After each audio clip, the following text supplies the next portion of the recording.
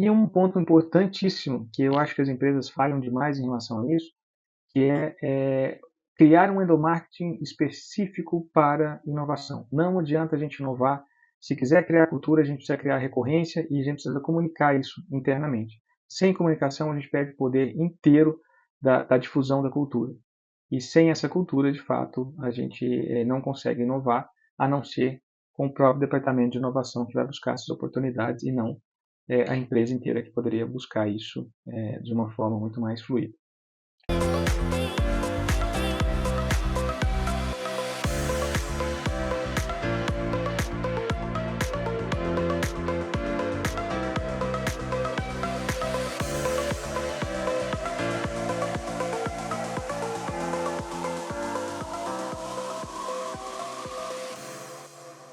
Olá, meu nome é Lino Nader, sou sócio fundador da Canum Consultoria e Inovação.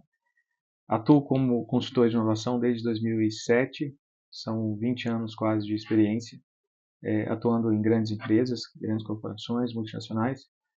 Sou formado em Direito, tenho pós-graduação MBA em Neurobusiness pela FGV, tenho especialização em Gestão da Inovação pela Erasmus University, tenho especialização também em Neurociência do Consumidor e Neuromarketing pela Copenhagen Business School e roteirização pela Academia Internacional do Cinema. E também sou coautor do livro Inovação na Prática Não Funciona. Hoje vamos falar de inovação, um pouco de tecnologia exponenciais e também de transformação digital e quais são os desafios que as corporações enfrentam ao aplicar ou a implementar qualquer tipo de cultura inovativa dentro das suas instituições. A transformação digital se tornou uma necessidade para muitas empresas. Como a inovação se encaixa nesse processo? Quais são as principais barreiras que as empresas enfrentam ao adotar novas tecnologias? Bom, transformação digital se tornou necessária para todas as empresas, né? Hoje a gente não pode falar que a empresa é muito pequena para se fazer transformação digital. Todas as empresas estão passíveis de transformação e todas que querem de fato ganhar escala precisam entrar com esse movimento de transformação digital. Mas primeiro, para a gente entender como é que funciona a transformação digital, a gente precisa saber o que se dá, como se aplica isso e o que é de fato a transformação digital, né, que todo mundo fala. Transformação digital nada mais é que a digitalização dos processos da empresa, a adoção de tecnologias nesses processos. Isso é a transformação digital, né? Simples assim.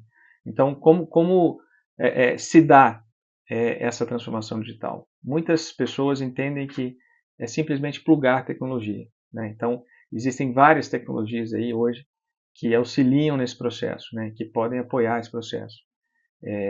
Ou podem somar para que a transformação digital ocorra, né? Então, a gente tem aí a inteligência artificial, que hoje, né, estamos aí talvez no seu auge de todos os tempos, né? Próprio Big Data, IoT, né, quando você se conecta aí faz a máquina, a sensorização de qualquer maquinário, a própria computação em nuvem, né? E o que eu mais gosto em transformação digital, principalmente em empresas que de fato estão startando esse movimento, é o próprio fluxo BPMN, né? Esse fluxo é o que a gente consegue de forma mais assertiva fazer a transformação digital. Então, nada mais é que você pegar os processos existentes nas suas áreas de negócio, mapear esses processos, trazer esse mapeamento para uma análise mais aprofundada, para poder otimizar esses processos, e no final do dia é plugar tecnologia que consiga substituir qualquer tarefa humana, tarefa repetitiva, tarefa de análise, né, tarefas que de fato gastariam muito mais tempo de uma pessoa realizar, e plugar essas tecnologias existentes hoje em dia, né? A própria assinatura digital, por exemplo, é um processo de digitalização de assinaturas que foi, né, um exemplo muito interessante para a gente citar. Então, tirando um pouco esse aspecto de tecnologia e falando um pouco do processo, né? Como é que a gente faz essa transformação digital? Como é que se dá de fato o passo a passo de how to, né? Como fazer?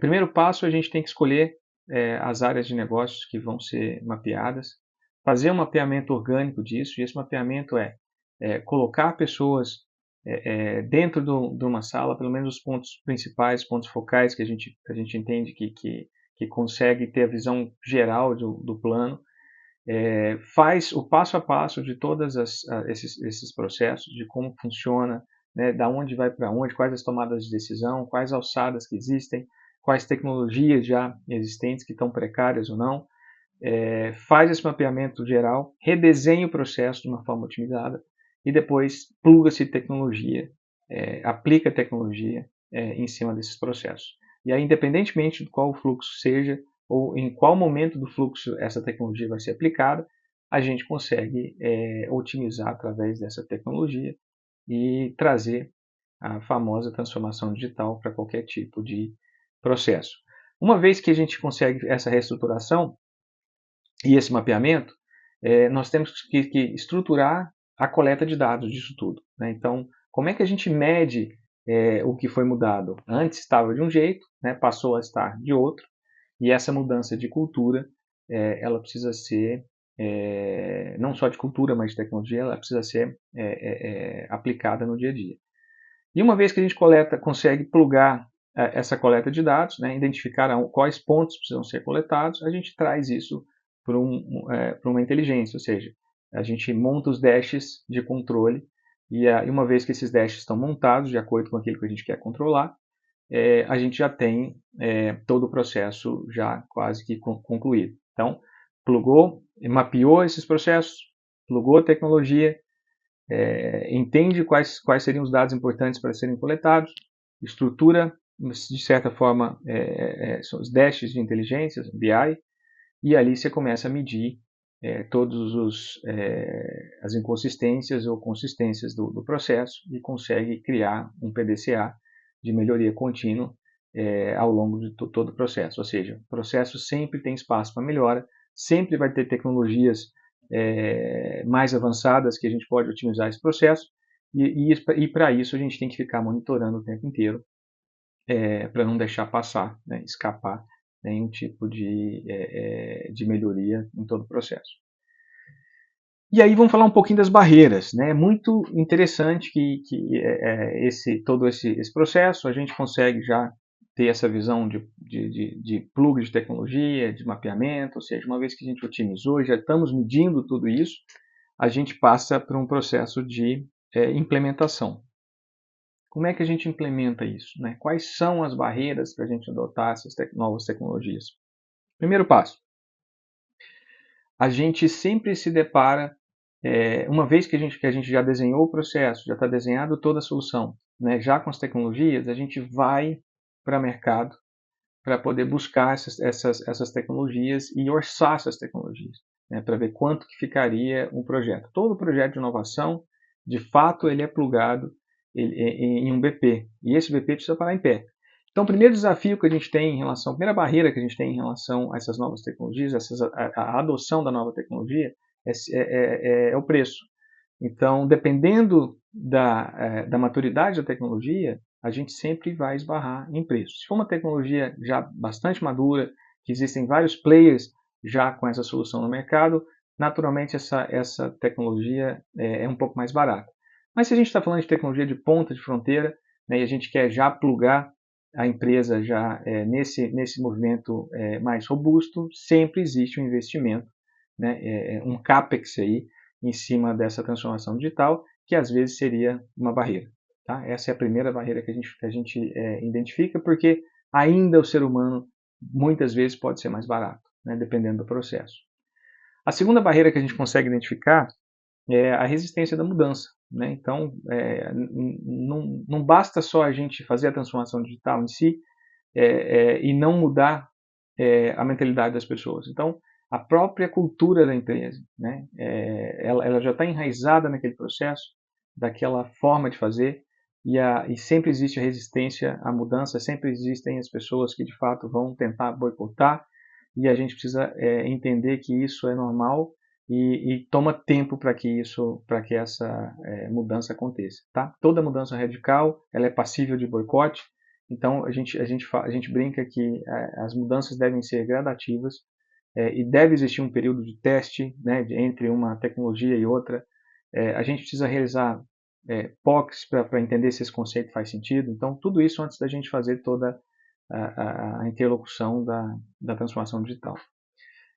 Terceiro ponto é a cultura, né? A cultura, o ser humano já tem essa cultura enraizada de não mudança, né? O medo de mudança, ela sempre reina dentro do nosso comportamento. Então, essa aceitação dessa mudança, né? A aceitabilidade aí, da novidade é uma barreira quase que institucional que a gente precisa ficar atento para que a transformação digital consiga fluir da melhor maneira possível. Outro ponto, talvez dependendo daquilo que a gente está aplicando, é a falta de talentos internos, né? Então, talvez a gente precise trazer gente de fora, principalmente para remodelar esses processos, né? Para treinar essas pessoas que de fato não estavam acostumadas a realizar tarefas daquela forma, e talvez até contratar gente nova para poder executar essas novidades. Outro ponto é a integração de sistemas legados, ou seja, o que seria isso? Tem sistemas, hoje a empresa lida com sistemas, às vezes tem um RP próprio, às vezes são sistemas já terceirizados, mas precisa sempre conectar, né, esses fluxos no próprio sistema da empresa, e às vezes isso pode ser uma barreira, né? Grandes corporações têm enorme dificuldade em plugar, fazer essas coxas de retalho, né? Às vezes, em certas situações faz sentido, em outras não, então precisa ser avaliado de fato como é que é feito essas integrações e tudo mais para não deixar não deixar essa coxa muito costurada e frágil. E o último passo, né, que eu entendo que pode ser uma barreira também é a questão da privacidade, né, e a segurança de dados, principalmente quando a gente pluga terceirizados e tudo mais. Bom, e aonde cabe a inovação em cima disso tudo? Né? A inovação é a orquestradora desse movimento de transformação digital. Né? A empresa que entende que a transformação digital precisa ficar debaixo do guarda-chuva da inovação é uma empresa que, de fato, vai colher muitos frutos. A gente não tem, hoje, relatos de empresas que conseguem fazer movimentos sozinhos, né? As áreas de negócio fazerem esse movimento. O movimento tem que ser orquestrado. Transformação digital e inovação praticamente são as mesmas coisas, né? É um pedaço da inovação. E a inovação é orquestradora, ela é facilitadora de tudo isso. Ela é a entidade que organiza todo esse movimento, né? Sistematiza todo esse movimento, e traz, né, todas as medições necessárias que precisam, né, para que a coleta de resultados seja eficiente e prove, né, por A mais B dentro da instituição para o board da empresa que faz sentido toda essa transformação e que vai trazer retorno a curto, médio e longo prazo. A inovação aberta e a colaboração com startups e universidades são cada vez mais comuns. Como você enxerga a importância dessas parcerias para o desenvolvimento de novos produtos e serviços? Quais são os principais desafios e benefícios? A inovação aberta é um caminho que as empresas descobriram de inovar rápido, né? Acho que talvez o principal benefício que a inovação aberta pode trazer é a celeridade do processo de inovação, ou seja, trazer resultados rápidos através da inovação. Só que tem muita gente que confunde a inovação aberta com a própria inovação corporativa, né? A inovação corporativa é composta por inúmeros elementos, sendo cultura, transformação digital, criação de novos negócios, né, aceleração ou compra de startup, M&A, etc. E a inovação aberta é um desses componentes que compõem esse todo da inovação corporativa. E muita gente confunde, acha que a inovação aberta, ou Open Innovation, é a própria inovação. Não é, né, é apenas um componente. Para a gente gerar resultado com inovação aberta, a gente tem um passo ou um caminho muito longo ali para poder chegar na inovação aberta. Muitas empresas cometem esse erro, né, de simplesmente plugar startups e ir atrás de startups e tentar fazer essas conexões sem mesmo ter desenhado nenhum tipo de solução. Então é muito mais difícil você encontrar uma solução de uma startup, por exemplo, no mercado, que você não tenha o propósito de por que buscar. Né? Você sabe que tem um desafio macro em cima disso, por exemplo, a empresa quer inovar no seu processo de compras. É um tema macro, né? E esse tema macro ele não pode ser simplesmente jogado no mercado para que as startups de fato tentem resolver esse problema. Quando você mapeia o problema, quando você desenha a solução e dessa solução você sabe exatamente o que você quer, dentro da solução ela pode ter várias demandas, ou seja, vários desafios. E o processo dessa solução, você pode plugar várias soluções, ou seja, desse desenho você pluga várias soluções. Então você pode ter um mix tecnológico dentro de uma solução só. Quando você tem essa clareza, quando você traz essa clareza, né, para o negócio e para o ecossistema, fica muito mais fácil você encontrar soluções, fazer screening scout, né, e de selecionar soluções já bem específicas do que você precisa, e às vezes você componentiza várias soluções para criar uma solução maior dentro da sua demanda. Então, a inovação aberta existe para se inovar, né, com inovação aberta, existe todo esse passo que a gente precisa construir. Para construir essas soluções, para construir esse desenho, tem toda a esteira de inovação por trás, que a gente precisa ser construída, que a gente precisa passar por etapas, né? Então, o próprio funil de ideias, funil de oportunidades, dali é selecionado quais ideias, de fato, quais oportunidades estão coerentes com a estratégia da empresa. Uma vez que são selecionadas, vai para um campo de estudo, né, de análise, para entendimento de impacto, né, de retorno. Após esse estudo, faz-se o desenho da solução. O desenho da solução, você pluga, vai para o ecossistema, de fato, para buscar essas soluções. Aí é o pedaço do Open Innovation dentro da esteira. Uma vez que você acha essas soluções, você traz para um campo de teste, experimentação, e uma vez que essa experimentação dá resultado, e aí você implementa dentro da instituição, dentro da área de negócio que você está buscando. Então, existe toda essa desenvoltura a ser desenvolvida antes de você ir simplesmente ir para o mercado e tentar buscar uma solução sem nenhum tipo de propósito específico. Como é que, quais os principais desafios que, na minha visão, a inovação aberta traz? Né? Então, o primeiro é a aceleração da inovação. Então, a gente consegue, de fato, acelerar o processo, criar esse processo de inovação, o resultado desse processo de uma forma muito mais rápida. Né? A diversificação de ideias, às vezes se encontra no ecossistema fazendo screening, ou seja, conversando com várias soluções, várias startups, às vezes você consegue aclarar coisas que você de fato não tinha visto na sua solução. Então, conversando com um, oxigenando daqui e dali, você consegue componentizar ou enriquecer muito mais a sua solução. Você consegue acessar, né, pessoas talentosas, pessoas que de fato entendem o que faz, é especialista no que faz. Dali você consegue gerar vários insights ali que você também não tinha percebido. E o fortalecimento dessas parcerias, né? Então, assim, quanto mais ativo você é no ecossistema, mais insights você consegue gerar, mais oportunidades você consegue gerar. Então, às vezes você depara com um desafio que você tinha escutado, tinha feito um demo day há muito tempo atrás, e esse demo day te gerou um insight para você lembrar da solução só agora. Então, assim, existem vários benefícios de se conectar, né, para desenvolver aí novos produtos e serviços com essas parcerias do ecossistema. Quais são os principais desafios, tá? Na minha visão? Os principais desafios em relação ao ecossistema é a própria maturidade da corporação. A corporação, às vezes, não está madura o suficiente para poder se conectar. Né? E quando eu falo dessa maturidade, o que eu quero dizer? Às vezes a empresa não tem uma área constituída ou um departamento constituído de inovação, não tem pessoas dedicadas, né? Às vezes tem pessoas só tentando, entusiastas ali, tentando gerar inovação.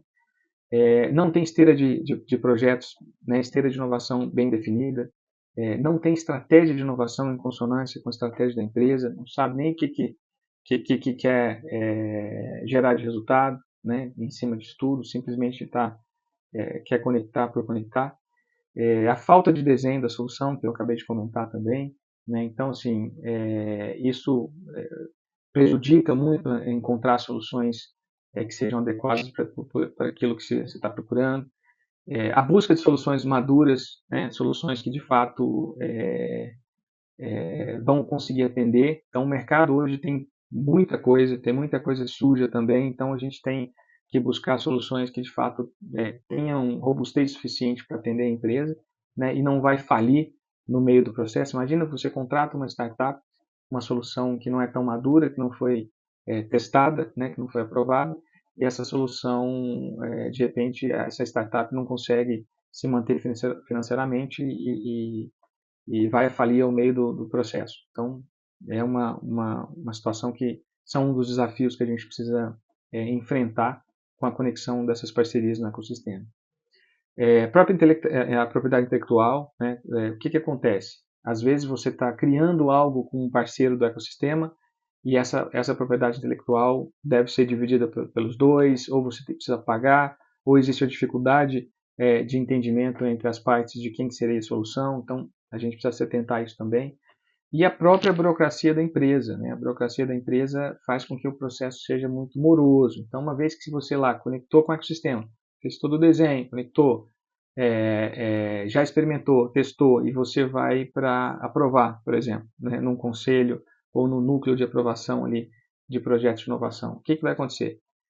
Talvez a burocracia é tão grande, é tão difícil você criar essas reuniões de tomada de decisão, que o espaçamento entre o desenho e a aplicação ou implementação da solução fica muito distante, né? Então é um desafio que a gente tem que sempre gerir para que aquilo que a gente está propondo, que aquilo que a gente está trazendo para a empresa já não seja alguma coisa já ultrapassada. E no final também, como transformação digital, é o risco de compartilhamento de dados, né? Às vezes uma startup atende uma empresa que ao mesmo tempo atende um concorrente. Então precisa ficar atento a esses desafios também. Qual é o papel da cultura organizacional na promoção da inovação? Como as empresas podem criar um ambiente que incentive a experimentação, a tomada de riscos e a geração de novas ideias? Bom, promover a cultura de inovação, né, ou promover essa cultura organizacional, né, que incentiva a inovação, é um desafio, né? Não existe mágica, na verdade, né? É um trabalho constante, é um trabalho recorrente. Então, para isso a gente tem que fazer com que as pessoas mudem seus hábitos, né? Então, primeiro, e como é que a gente faz para mudar os hábitos, né? Primeiro, você tem um comportamento. Para mudar esse comportamento, você tem que propor essas mudanças, e essas mudanças devem entrar no coeficiente de valor das pessoas. Se a pessoa, de fato, não comprar a ideia, ela está propensa a boicotar qualquer tipo de movimento de inovação que a empresa está tentando promover internamente. Então, o primeiro passo, né, seria a empresa entender como gratificar ou como recompensar essas pessoas. O ser humano é feito de recompensas, e essa recompensa deve vir à tona junto com as atividades que vão ser propostas para inovar, né? Então, a empresa precisa dar essas condições, né? Então, o primeiro passo aí que a gente entende que para mudar qualquer tipo de cultura organizacional é entender o coeficiente de valor dos colaboradores, e aí a gente está falando de N possibilidades, né? E trazer uma certa recompensa para que ele seja reconhecido por aquilo que ele está fazendo. Geralmente as pessoas estão lá no dia a dia, né, abarrotadas de tarefas, né, que têm as metas para cumprir, e aí vem um movimento de inovação tentando fazer com que elas realizam atividades novas que elas não eram acostumadas a inovar, né, a realizar, e daí vem toda a confusão. Então, uma vez que elas entendem que de fato elas vão ganhar de certa forma com esse movimento, elas entram no movimento e aceitam qualquer tipo de atividade ou novidade que a empresa propor. E a empresa, para isso, precisa estar aberta, né, para incentivar a criatividade. Incentivar a criatividade nada mais é do que dar espaço para as pessoas darem essas ideias, né, colaborar com essas ideias, né, que a gente chama de serendipidade, ou seja, criar esses movimentos, dar tempo para que as pessoas de fato consigam conversar sobre inovação, conversar sobre novidades, conversar sobre mudanças, né? Criar espaços colaborativos também para que elas consigam se encontrar e trocar essas ideias, empoderar os funcionários, né? Isso é uma forma de promoção também da inovação, a autonomia, né? Fazer com que as pessoas pensem, né? E não tragam nada pronto para elas, mas que elas pensem em alternativas. Essa autonomia de pensamento, essa responsabilidade faz com que as pessoas tragam para si responsabilidades, né, de mudança. E elas começam a gerar, de fato, essas ideias, e essas ideias vão, de certa forma, beneficiar a empresa. E sempre trazer a visão com clareza, né, da empresa, onde ela quer chegar, por que ela quer chegar, como ela quer chegar. Então, é importante que a comunicação seja clara para todos os integrantes da empresa, para que eles entendam que caminho eles estão tomando, para onde que eles podem, de que forma que eles podem ajudar e para onde o barco está indo. Mais ou menos essa é a minha visão em cima de tudo. E tem mais um ponto interessante que é a tolerância a erro. A gente sabe que o dinheiro, né, no Brasil é muito caro. E a gente tem aquela máxima, né, de se for errar, erra rápido, etc. Mas no Brasil a gente não pode errar, né? A gente tem essa cultura do erro muito forte, essa gestão do medo muito forte. Então, tentar desmistificar isso. E tem mecanismos de inovação que faz a gente minimizar erros, que faz a gente não gastar muito ou investir muito com inovação, né? Que são as próprias experimentações, POCs, né? Existem as prototipações de baixa fidelidade. Então, existem mecanismos que a gente consegue minimizar qualquer tipo de investimento aí errôneo ou qualquer tipo de atividade que a gente entende que não faz muito sentido. Como é que a gente faz com que a empresa se torne um ambiente para inovar? Né? Como é que a gente permite que isso aconteça? O primeiro passo é a liderança ter consciência e incentivar a inovação. Então, existe todo aquele processo de influencer, né? Existe um mecanismo no nosso cérebro chamado neurônio espelho. O que é isso? É um mecanismo de aprendizado nosso, que a gente repete aquilo que a gente vê para as pessoas que a gente entende que faz sentido para nós.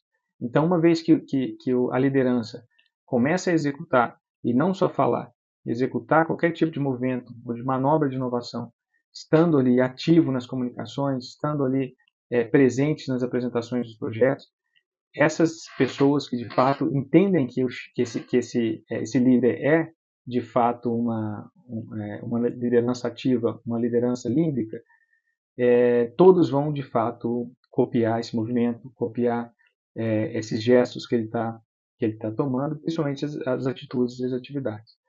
Então, o primeiro passo é inovação. Não existe inovação bottom-up, só inovação top-down. Tá? Então, inovação, toda célula de inovação que começa por baixo, é muito difícil ela florescer e ela crescer dentro de uma instituição de uma forma sistematizada.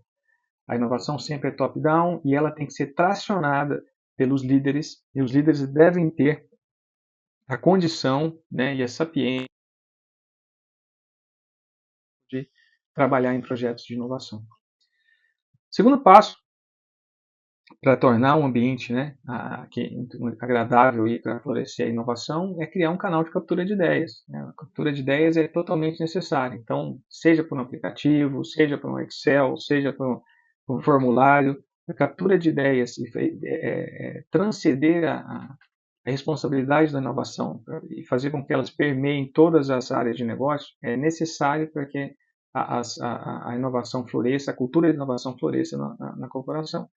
A gente precisa dar voz para todo mundo, tá? E com essa voz, claro que vem bastante coisa que não faz sentido, mas aí vem todo aquele funil de grid de prioridades, etc., que nós temos que aplicar numa esteira convencional de inovação. Mas primeiro a gente precisa ter esses canais abertos para que a gente escute as pessoas e essas pessoas consigam de fato dar ideias e essas ideias, além de dar as ideias, receber feedbacks dessas ideias que elas estão dando para que isso seja contínuo, a inovação seja sustentável e não só um movimento raso e um voo de galinha, vamos dizer assim. Terceiro ponto é ter uma esteira de inovação funcional. Essa esteira tem que ser robusta, ela tem que permear, né, todas as nuances das áreas de negócio, ela tem que ter empoderamento suficiente para poder buscar soluções nas áreas de negócio, para fazer com que os líderes de fato entrem nesse movimento. Né? Então, a esteira concisa é uma esteira que tem fases bem definidas, e essas fases vão servir para compor o pitch de cada projeto quando é apresentado para o núcleo de inovação para aprovar qualquer tipo de investimento.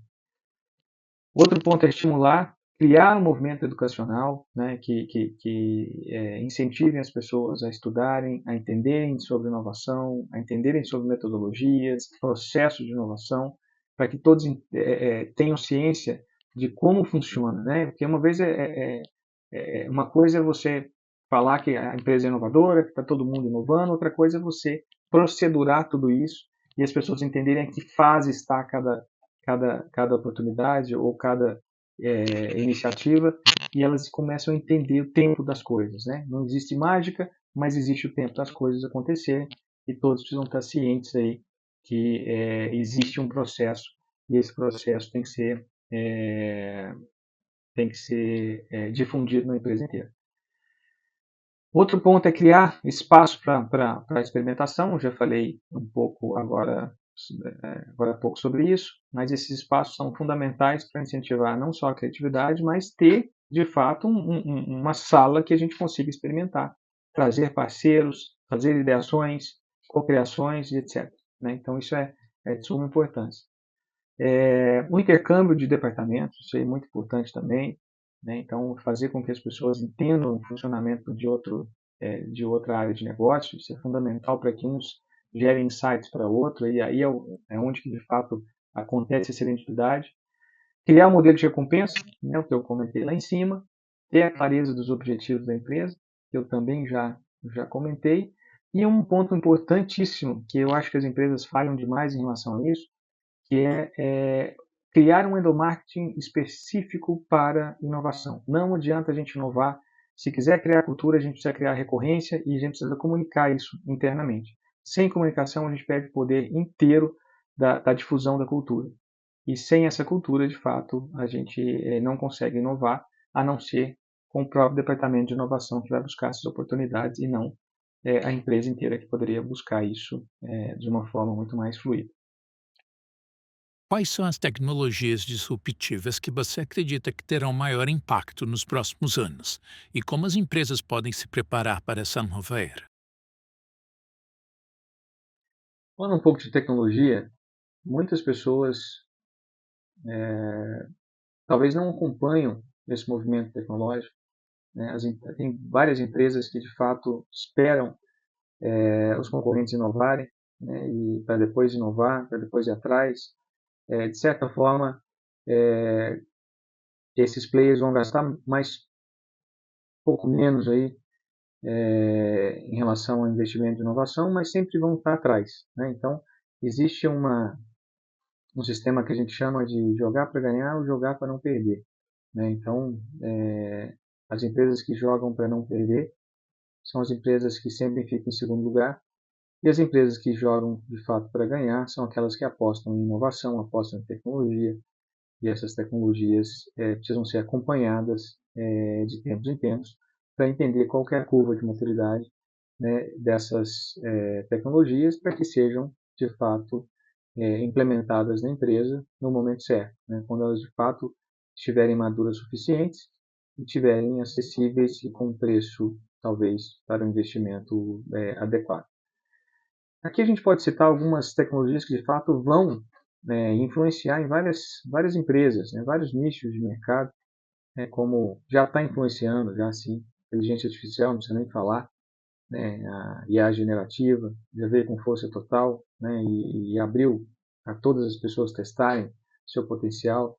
Né, você consegue automatizar processos, consegue otimizar as análises de dados, criar hiperpersonalização através dessas análises. Então, a inteligência artificial consegue componentizar qualquer solução, né? Seja ela, talvez o sucesso da inteligência artificial seja isso. Qualquer tipo de solução pode ser componentizada pela IA e você plugar a IA para resolver qualquer tipo de problema, né? Então, ela é como se fosse uma tecnologia coringa, né? Aí tem outras que vêm revolucionando também o mercado, como o IoT, né, que é a internet das coisas, que é simplesmente conectar sensores aí a qualquer tipo de equipamento, né, e fazer esse monitoramento em tempo real. Não tem muito segredo em cima disso. Só que a gente precisa da conectividade, né? Então, quando a gente vai falar de qualquer tipo de, de obra, trabalho em campo, a gente ainda tem essa dificuldade de conexão, né, de conectar culturas, né, de lavouras, por exemplo, no agronegócio. A gente tem várias soluções já com automação, etc. Só que a conectividade ainda é um grande desafio aí nos próximos anos, mas já testa-se o 6G na China, né? Então vamos ter novidades aí logo menos. E o grande problema, principalmente no Brasil, né, é a grandiosidade do seu território. Então é muito grande. Ter conexão 5G, né, ou qualquer outro tipo de conexão em todo o território nacional, é muito complexo. Então, a IoT, apesar de trazer várias soluções industriais, né, quando a gente fala de trabalho em campo, ainda é um grande desafio a ser vencido. Computação quântica é outro, né? A realidade talvez seja um pouco distante, mas já está sendo testada essa solução, né? O próprio Google tem um grande computador que, para quem não sabe o que é computação quântica, é processamento de dados hiper, mega rápido, né? Muito mais que qualquer tipo de processamento aí, de computação já existente. Então, você consegue testar coisas muito rápidas. Por exemplo, você quer testar a indústria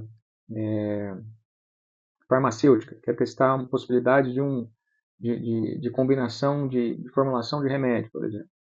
Então, ali você consegue fazer uns testes, né, um digital twin, vamos dizer assim, em aspecto quântico muito rápido. Então, você consegue tratar variáveis muito rápido. E isso te traz resultados, né? Você consegue minimizar aí vários testes aí, reais com a computação quântica, né? A própria criptografia, né, proteção de dados, essas coisas, também a computação quântica consegue resolver, né? Criação de algum material sobre quando existe de fato um campo de dados muito grande, então ele consegue tratar tudo isso. Isso são os benefícios da computação quântica que está no futuro a médio prazo, ainda não está acessível para qualquer empresa, mas logo menos a gente vai ser impactado com tudo isso. O próprio blockchain, né? Tem gente que confunde aí blockchain com criptomoeda, né? A base da finança descentralizada é a mesma, mas a desconexão, é descentralizar, né, qualquer tipo de controle em cima disso tudo.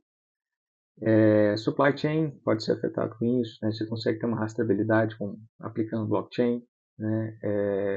Identidades digitais hoje, né? A gente consegue diminuir aí a nossa relação com cartorária, por exemplo, né? A gente consegue fazer identificação de duas pontas aí através do blockchain, desse mesmo sistema, né? Identificar pontos reais em cima de um contrato, por exemplo. Biotecnologia, né? Biotecnologia também é